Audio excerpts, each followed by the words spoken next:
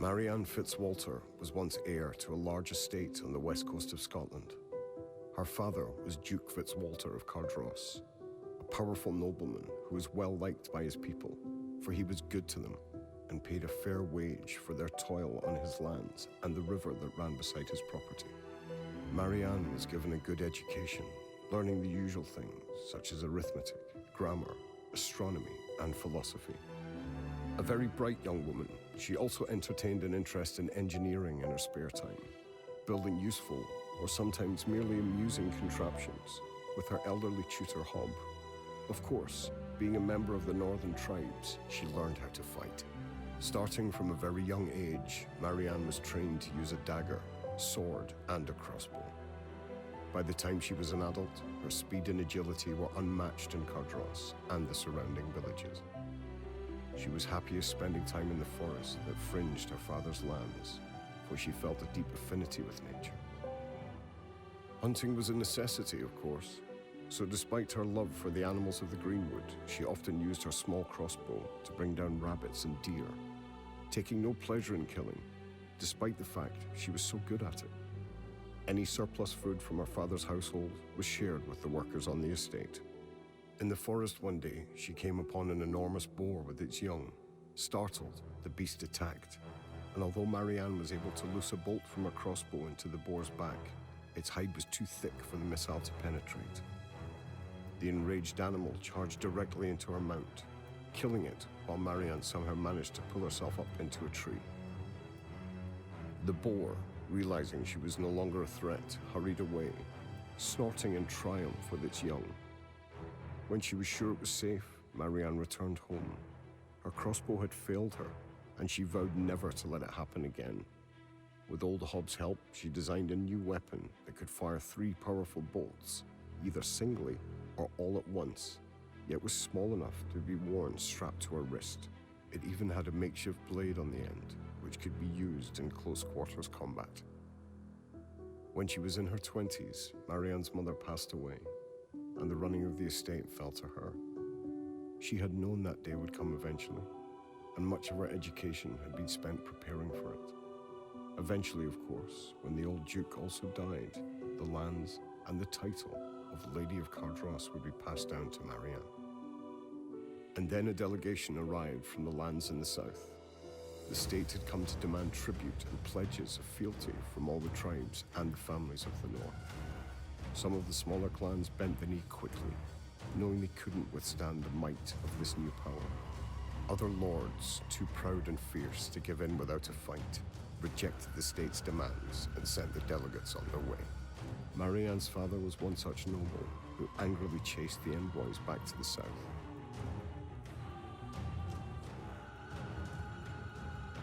She was in the forest, gathering wood for a new engineering project she was working on with Hob when the state soldiers returned to Cardaros.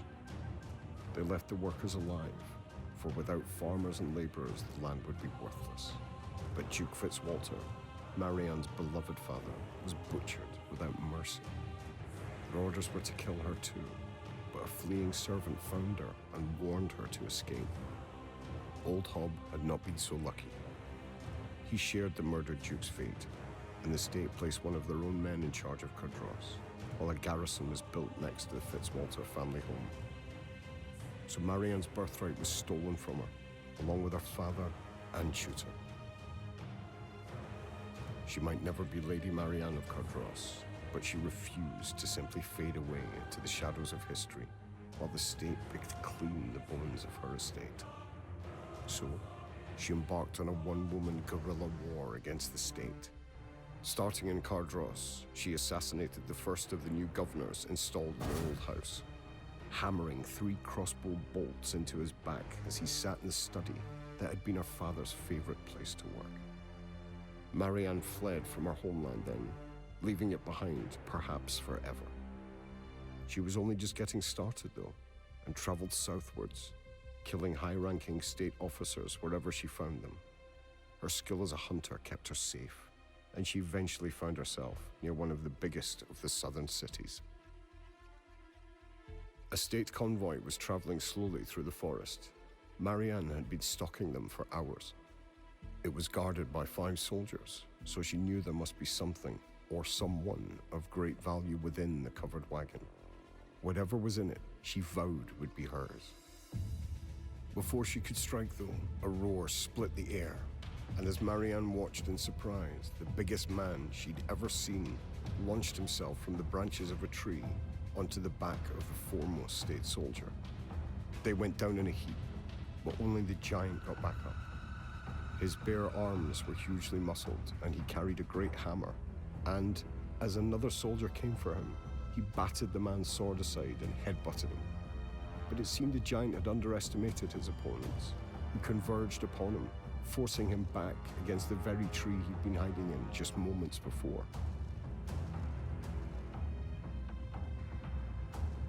Then, one of the state soldiers collapsed onto the grass with a crossbow bolt in his back, and then another, and then a third, and the giant took heart. He swung his hammer in a blur, smashing the skull of the final shocked opponent. And Marianne stepped out from her own hiding place behind a juniper bush. The giant warrior grinned when he saw her and warmly thanked her for rescuing him. His name was Little John, he said, and he'd attacked the convoy hoping to find his sister, who'd been abducted by the state. The girl was not hidden within the wagon, much to his disappointment, but they did find a chest full of gold coins. Little John, hugely impressed by the steely-eyed huntress, invited her to come with him and join the ranks of his gang, which was led by the fabled outlaw known simply as Hood. After some thought, she agreed. It suited her to have extra support as she continued her war against the state, and her education and training meant she was quickly accepted by John's companions. Soon, Marianne proved her value to the outlaws even more. She used her knowledge of mathematics and engineering to help them design new devices they could use to rob the heavily guarded state keeps. The clever system of levers and pulleys allowed them to extract larger quantities of treasure much more quickly than before, and opened up new potential targets for the gang. All these qualities have earned the disenfranchised noblewoman a lofty position within Hood's group, but she still has unfinished business of her own. When her father was murdered, Marianne vowed to continue striking at the state whenever the chance arose. But on top of that, she would take back her lands in the north, along with the title, and in the name that was rightfully hers.